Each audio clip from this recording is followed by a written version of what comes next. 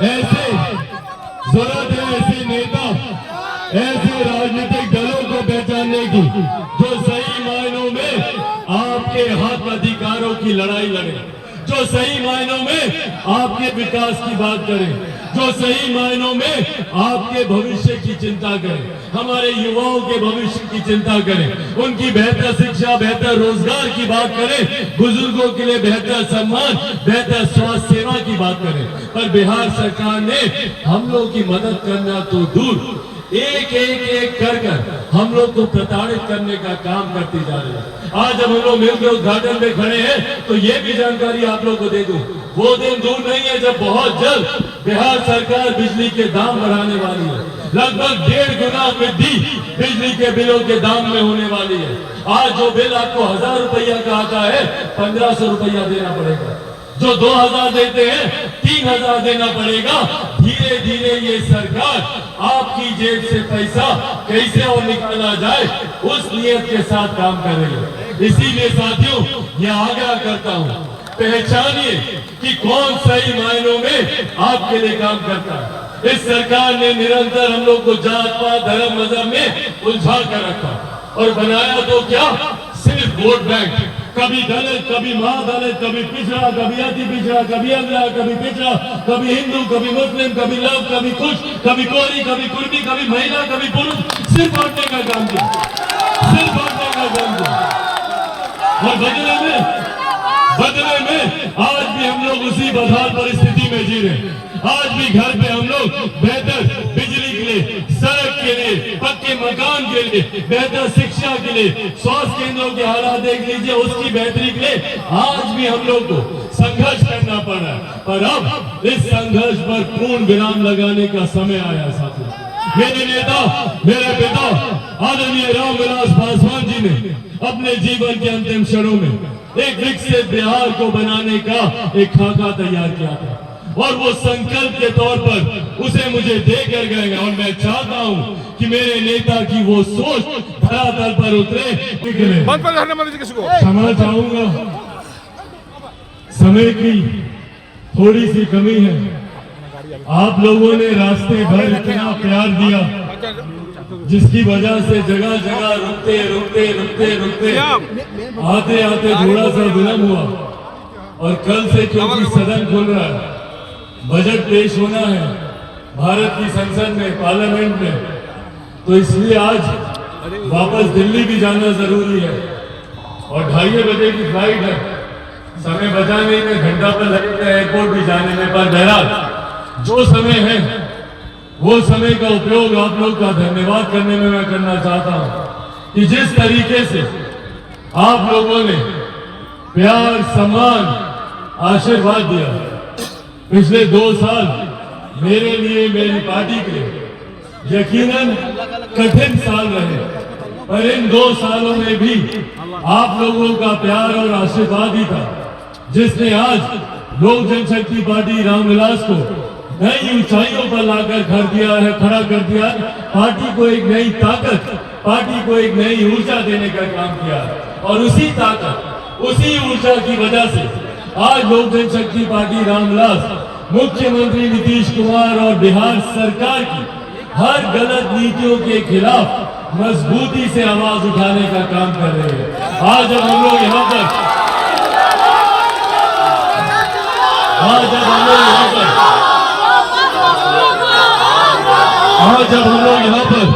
Rice mill के उद्घाटन पर आए हैं, तो ये आज जब हम लोग यहाँ पर राइस मिल के उद्घाटन पर आए हैं तो ये चिंता हमेशा से मेरी रही है कि भैया क्या कारण है कि बिहार सरकार उद्योगों को बढ़ावा नहीं देती। क्या कारण है कि मुख्यमंत्री नीतीश कुमार जी बिहार में उद्योग लगाने को लेकर वो तत्परता नहीं दिखाते। और तो और नए उद्योग लगाना तो दूर की बात है, जितनी चालू बड़ी मिलें भी थी उनको भी एक एक करके बंद करने का काम मुख्यमंत्री नीतीश कुमार जी के द्वारा किया गया। और परिणाम स्वरूप बिहार के जितने युवा हैं वो मजबूर होते हैं पलायन करने के लिए, दूसरे प्रदेशों में जाते हैं रोजगार के लिए, दूसरे प्रदेशों में जाते हैं मजदूरी करने के लिए, वहां पर जाते हैं अपने घर परिवार, दादा दादी, नाना नानी, माँ बाप चाचा चाची सबको छोड़कर क्यों जाना पड़ता है भैया आज की भी तारीख में हमें? क्यों हमें बिहार में ही रहकर ये उद्योगों के अवसर नहीं मिलते? आज की बिहार सरकार बिहार में विकास की बात करती है, लाखों रोजगार देने की बात करती है।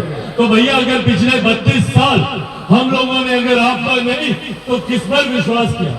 पिछले 32 साल में बिहार में इन्हीं लोगों की सरकार है। लंबे समय तक हम लोगों ने लालू जी राबड़ी जी की सरकार देखी और लगभग पिछले 2 दशक से हम लोग मुख्यमंत्री नीतीश कुमार जी की सरकार को देखते आ रहे हैं। हम लोगों ने जीवन के 3 दशक 30 साल से ज्यादा हम लोगों ने समर्पित किए इन लोगों के लिए, इस उम्मीद के साथ कि संभवतः बिहार में विकास होगा, इस उम्मीद के साथ कि हमारा बिहार भी अग्रणी राज्यों की श्रेणी में बराबरी पर आकर खड़ा होगा। पर बिहार को हालात देख लीजिए, आज 75 साल के बाद भी हम लोगों के हालात वही के वही हैं, बल्कि परिस्थिति और बद से बदतर हुई है। हर बीतते साल के साथ बिहार हर विकास के मापदंड पर फिसलता जा रहा है। नीति आयोग तक को कहना पड़ता है कि बिहार सबसे फिसड्डी राज्यों में से। तो इस परिस्थिति के जिम्मेदार अगर 2 दशक से बैठे मुख्यमंत्री नहीं है तो और कौन है?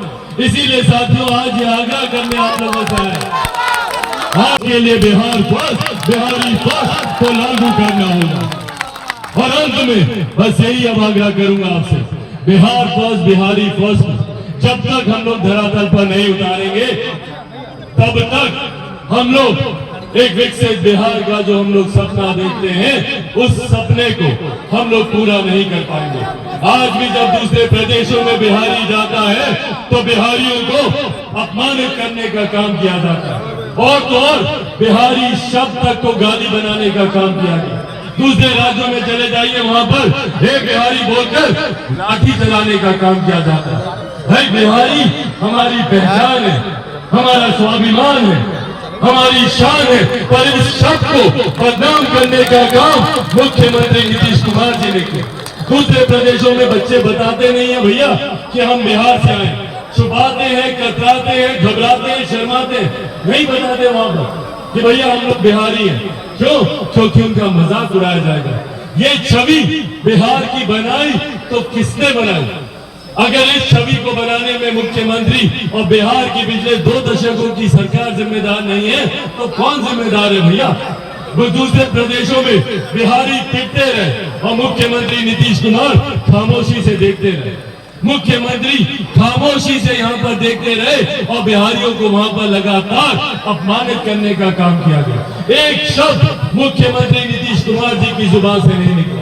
तो भैया जिस मुख्यमंत्री ने बिहार के गौरव स्वाभिमान को बर्बाद करने का काम किया हो, जिसने बिहार की युवा पीढ़ी को बर्बाद करने का काम किया हो, बिहार की अर्थव्यवस्था, बिहार की सामाजिक व्यवस्था, बिहार की राजनीतिक व्यवस्था को समाप्त करने का काम किया हो, वो मुख्यमंत्री कभी भी हमारी बेहतरी के लिए नहीं सोच सकते। ये हम लोग को समझना, और इसीलिए साथियों बिहार फर्स्ट, बिहारी फर्स्ट से जुड़ना जरूरी है। घर घर, गांव गांव, संभवतः हर एक व्यक्ति तक बिहार फर्स्ट, बिहारी फर्स्ट को पहुंचाना जरूरी है। एकमात्र उसी के माध्यम से हम लोग विकसित राज्य बनाने के अपने लक्ष्य को हम लोग पूरा कर सकते हैं। और इस उम्मीद के साथ आज मैं यहाँ से जा रहा हूँ। वो दिन दूर नहीं है जब बिहार में पुनः चुनाव का शंखनाद होगा। लोकसभा, विधानसभा, सब चुनाव जल्द आ रहे हैं और ये चुनाव निर्धारित करेंगे आपके बच्चों के आने वाले 5 साल का भविष्य।